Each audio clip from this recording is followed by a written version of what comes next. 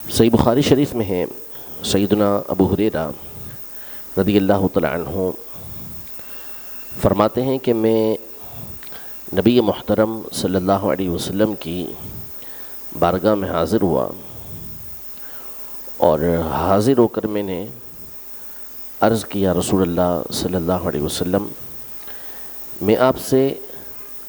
بہت سی باتیں سنتا ہوں، بہت ساری احادیث سنتا ہوں، لیکن میں ان کو بھول جاتا ہوں۔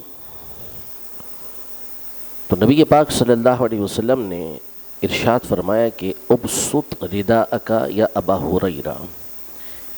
اے ابو ہریرہ اپنی چادر کو پھیلاؤ۔ پھر فرماتے ہیں کہ فغرف بیدیہ، نبی پاک صلی اللہ علیہ وسلم نے فضا میں سے یوں چلو بھرا اور اس چادر کے اندر ڈال دیا اور فرمایا کہ ضمہ، اے ابو ہریرہ اس کو اپنے سینے سے لگا لو۔ سیدنا ابو ہریرہ رضی اللہ تعالیٰ عنہ نے وہ چادر اپنے سینے سے لگائی۔ فرماتے ہیں کہ اس کے بعد میں کبھی کوئی بات بھولا ہی نہیں ہوں، یعنی جو حضور پاک صلی اللہ علیہ وسلم نے ارشاد فرمایا وہ سنا اور اب ہمیشہ کے لیے یاد ہو جاتا تھا۔ تو یہ صحابہ کرام علیہم رضوان اپنی مشکلات کی پریشانی کے لیے اور ایسی باتیں جو محیر العقول ہوں اور جو عام طور پہ مل نہ سکتی ہوں، ایسی چیزوں کے لیے بھی بارگاہ رسالت میں حاضر ہوتے، اور نبی پاک صلی اللہ تعالیٰ علیہ وآلہ وسلم ان کی اس مشکل کو، اس پریشانی کو دور کر دیتے اور حاجت کو پورا فرما دیتے تھے۔ اسی صحیح بخاری شریف میں ایک اور حدیث پاک ہے، یہ ابو ہریرہ رضی اللہ تعالیٰ عنہ، یہ وہ صحابی ہیں کہ جنہوں نے نبی پاک صلی اللہ علیہ وسلم کی احادیث طیبہ سب سے زیادہ امت تک پہنچائی، یعنی حدیثوں کو سن کر جو آگے روایت کرنے والے صحابہ ہیں ان میں اول نمبر پر جن صحابی کا نام ہے وہ سیدنا ابو ہریرہ رضی اللہ تعالیٰ عنہ ہیں۔ یہ فرماتے ہیں کہ ایک مرتبہ نبی پاک صلی اللہ تعالیٰ علیہ وسلم سے میں نے سوال کیا کہ من اسعد الناس بشفاعتک یوم القیامہ، یا رسول اللہ قیامت کے دن کون سا شخص آپ صلی اللہ علیہ وسلم کی شفاعت سے سب سے زیادہ بہراور ہونے والا ہے، فائدہ اٹھانے والا، سعادت مند ہونے والا ہے، یا کس کو آپ کی شفاعت قیامت کے دن ملے گی، شفاعت کی سعادت کس کو حاصل ہوگی؟ یہ میں نے نبی پاک صلی اللہ علیہ وسلم سے پوچھا، تو حضور پاک صلی اللہ علیہ وسلم نے جواب دینے سے پہلے ارشاد فرمایا کہ اے ابو ہریرہ، مجھے یہی خیال تھا کہ اس بارے میں سب سے پہلے تم ہی مجھ سے سوال کرو گے، تم ہی مجھ سے پوچھو گے، اس لیے کہ میں تمہیں دیکھتا ہوں کہ تم میری باتوں کو سننے کا، حدیث کو سننے کی بڑی خواہش رکھتے ہو، تو تمہارے بارے میں یہی گمان تھا کہ تم اس بارے میں پوچھو گے۔ اس کے بعد حضور کریم صلی اللہ تعالیٰ علیہ وآلہ وسلم نے حضرت ابو ہریرہ رضی اللہ تعالیٰ عنہ سے فرمایا کہ من اسعد الناس بشفاعتی من قال لا الہ الا اللہ خالصا من قلبہ، کہ قیامت کے دن جو میری شفاعت پائے گا وہ شخص ہوگا کہ جس نے دل سے لا الہ الا اللہ یعنی کلمہ توحید و رسالت جس نے پڑھا ہوگا وہ میری شفاعت کو پائے گا۔ یعنی جو شخص بھی دنیا سے اس حال میں رخصت ہوا کہ وہ اپنا ایمان سلامت لے کے چلا گیا، تو قیامت کے دن اگر اس کو اس کے گناہوں کی سزا ملی بھی تو آخر اس کو جہنم سے نکال کر بالآخر جنت کے اندر داخل کر دیا جائے گا۔ صحیح مسلم شریف کے حدیث پاک ہے کہ جب قیامت کا دن ہوگا، جن کا فیصلہ ہو چکا ہوگا جنت میں جانے کا ان کو جنت میں بھیج دیا جائے گا، جہنمیوں کو جہنم کے اندر بھیج دیا جائے گا۔ تو اس کے بعد اللہ تبارک و تعالیٰ انبیاء اور فرشتوں سے فرمائے گا کہ اخرجوا من فی قلبہ مثقال ذرۃ من خیر، کہ جس کے دل کے اندر، پہلے فرمائے گا کہ جس کے دل کے اندر گیہوں کے دانے، جو کے دانے کے برابر بھی ایمان اور بھلائی ہے، اس کو جہنم سے نکال لو۔ تو جو تھوڑی سی بھی بھلائی لے کر گیا ہوگا اس کو جہنم سے نکال کر جنت کے اندر داخل کر دیا جائے گا۔ پھر اس کے بعد فرمائے گا کہ اس سے بھی چھوٹا دانہ جو گیہوں کا دانہ ہوتا ہے، اتنی بھی اگر کسی نے بھلائی کی ہے تو اس کو جنت میں داخل کر دو۔ اس کے بعد فرمایا کہ مثقال ذرۃ، یہ جو ذرہ ہوا میں اڑتا ہے، دھوپ جب روشن دان سے آتی ہے اور درمیان میں ہمیں ذرے نظر آتے ہیں تو چھوٹا سا ذرہ ہوتا ہے، تو فرمایا کہ اتنا جو چھوٹا سا ذرہ ہے، اس کے برابر بھی اگر کسی نے بھلائی کی ہے تو اس کو جہنم سے نکال کر جنت میں داخل فرما دو۔ پھر جس کے دل کے اندر، جس نے سرے سے کوئی بھلائی نہیں کی ہوگی، جل کے کوئلہ ہو چکا ہوگا جہنم کے اندر، اللہ تبارک و تعالیٰ اپنی رحمت سے پھر اس کو جنت میں داخل فرمائے گا۔ یہ صحیح احادیث طیبہ کا مفہوم ہے۔ تو نبی پاک صلی اللہ تعالیٰ علیہ وآلہ وسلم کی شفاعت میں سے ہر مومن کو، ہر مسلمان کو حصہ ملے گا جس نے دل سے لا الہ الا اللہ کہا ہوگا اور اس پر ثابت قدم رہا ہوگا، موت کے وقت اس کا ایمان بھی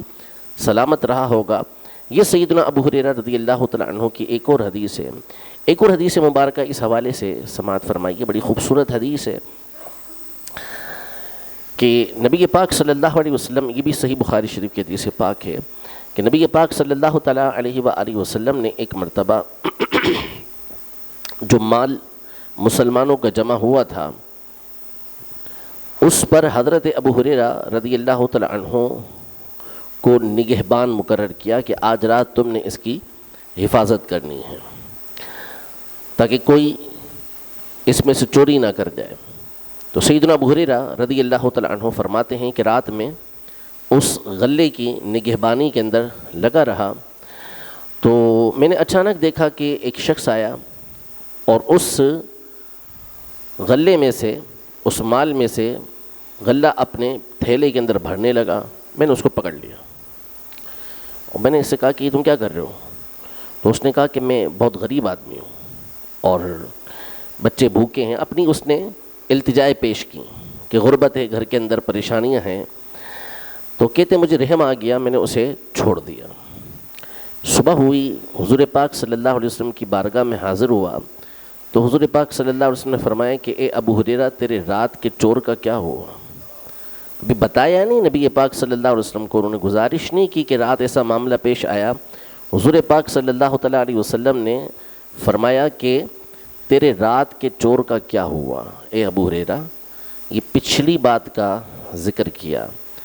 اللہ تبارک و تعالیٰ کے بتائے سے کہ اللہ نے حضور پاک صلی اللہ علیہ وسلم کو اس کا علم دیا اور حضور پاک صلی اللہ علیہ وسلم نے حضرت ابو ہریرہ رضی اللہ تعالیٰ عنہ سے یہ ارشاد فرمایا کیا ہوا؟ تو کہا کہ حضور وہ آیا، مجھے بڑا اس پر رحم آ گیا، التجائے کر رہا تھا، اپنی حاجتیں بتا رہا تھا تو میں نے چھوڑ دیا۔ کہا کہ وہ جھوٹا ہے، وہ جھوٹا ہے، پھر آئے گا۔ حضرت ابو ہریرہ رضی اللہ عنہ فرماتے ہیں کہ رات ہوئی تو میں نگہبانی کر رہا تھا، وہ پھر آ گیا، پھر اس نے غلہ بھرنا شروع کر دیا اپنے تھیلے میں، میں نے اس کو پکڑ لیا، وہ پھر گڑ گڑانے لگا، رونے لگا، میں نے چھوڑ دیا، رحم آ گیا مجھے۔ صبح ہوئی، نبی پاک صلی اللہ علیہ وسلم نے پھر پوچھا اے ابو ہریرہ، تیرے رات کے چور کا کیا ہوا؟ تو کہا کہ وہ گڑ گڑا رہا تھا، رو رہا تھا، میں رحم آیا، چھوڑ دیا اسے۔ فرمایا جھوٹا ہے، پھر آئے گا، رات پھر آئے گا۔ حضرت ابو ہریرہ رضی اللہ عنہ فرماتے ہیں کہ جب رات ہوئی تو پھر وہ شخص آیا، غلہ بھرنے لگا، میں نے اس کو پکڑ لیا کہ آج تو تجھے نہیں چھوڑنا میں نے۔ اور آپ فرماتے ہیں کہ مجھے یقین تھا کہ وہ آئے گا ضرور،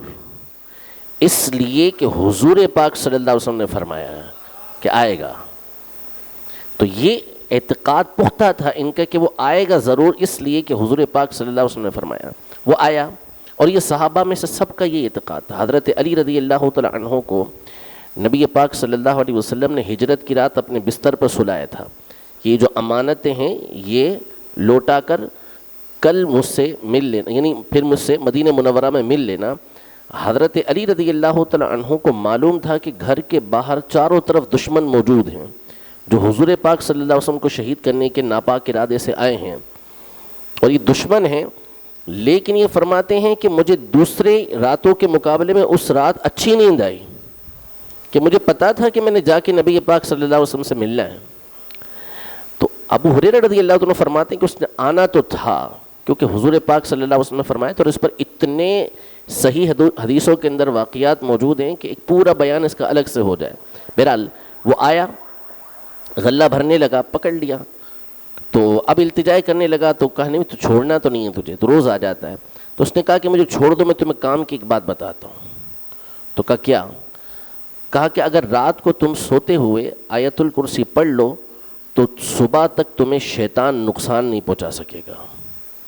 آپ نے کہا چلو ٹھیک ہے، چھوڑ دیا۔ صبح ہوئی، نبی پاک صلی اللہ علیہ وسلم کی بارگاہ میں حاضر ہوئے۔ حضور علیہ الصلوۃ والسلام نے فرمایا کیا ہوا ابو ہریرہ؟ تو کہا کہ حضور آیا تھا، میں نے پکڑ لیا تھا، لیکن اس نے مجھے یہ کہا کہ اگر آیت الکرسی پڑھ لو تو صبح تک شیطان تمہیں نقصان نہیں پہنچائے گا، اس لیے میں نے چھوڑ دیا۔ حضور علیہ الصلوۃ والسلام نے فرمایا کہ تھا بڑا جھوٹا، لیکن بات سچ کہہ کے گیا ہے، اور وہ شیطان تھا، وہ شیطان تھا۔ یہ صحیح بخاری شریف کے حدیث مبارکہ ہے۔ تو حضور پہلے کی بات بھی جانتے اور بعد کی بات بھی جانتے ہیں، اور یہ اللہ کے بتائے سے جانتے ہیں، اور یہی صحابہ کرام علیہم رضوان کا عقیدہ اور اعتقاد تھا کہ جو نبی پاک صلی اللہ علیہ وسلم نے فرمایا وہ ہو کر ہی رہے گا۔ اس سے آیت الکرسی کی فضیلت بھی معلوم ہوئی، اس کی عادت بنانی چاہیے، رات سوتے ہوئے آیت الکرسی پڑھنا چاہیے کہ اس کے ذریعے سے نہ صرف بندے کی اپنی حفاظت ہوتی ہے بلکہ قریب کے 40 گھروں کی حفاظت کی جاتی ہے، شیطان سے، مختلف بلاؤں سے حفاظت ہوتی ہے۔ لیکن اس پر پابندی بہت مشکل ہے۔ نماز کے بعد جو ہم آیت الکرسی پڑھتے ہیں اس کی فضیلت میں حدیث مبارکہ کے اندر یہ ہے کہ جو بندہ نماز کے بعد آیت الکرسی پڑھنے کا عادی ہوگا تو اس کے اور جنت کے درمیان صرف موت رکاوٹ ہے، یعنی مرتے ہی اس کو جنت کے اندر داخل کر دیا جائے گا، قبر میں جنت کی نعمتیں اسے دے دی جائیں گی۔ لیکن فرمایا بزرگوں نے کہ اس پر استقامت اور پابندی یہ صدیقین کو ہی حاصل ہوتی ہے، بڑے بڑے اولیاء کو حاصل ہوتی ہے، عام طور پہ پابندی حاصل نہیں ہوتی۔ اور ایسی چیزوں کے جو بہترین فوائد حاصل ہوتے ہیں، اچھے فوائد حاصل ہوتے ہیں، وہ اسی صورت میں حاصل ہوتے ہیں جب پابندی کی جائے۔ تو اللہ جل شانہ ہم سب کو سیدنا ابو ہریرہ رضی اللہ تعالی عنہ کے صدقے میں نبی پاک صلی اللہ علیہ وسلم کا فیضان دنیا آخرت سب میں نصیب فرمائے، ہمارے ایمان کی حفاظت فرمائے، ہم سب کے اعمال کی اللہ تبارک و تعالی حفاظت فرمائے، اہل و عیال کی حفاظت فرمائے، اور نیک اعمال پر پابندی کرنے کی توفیق عطا فرمائے۔ آمین بجاہ النبی الامین صلی اللہ تعالی علیہ وآلہ وسلم۔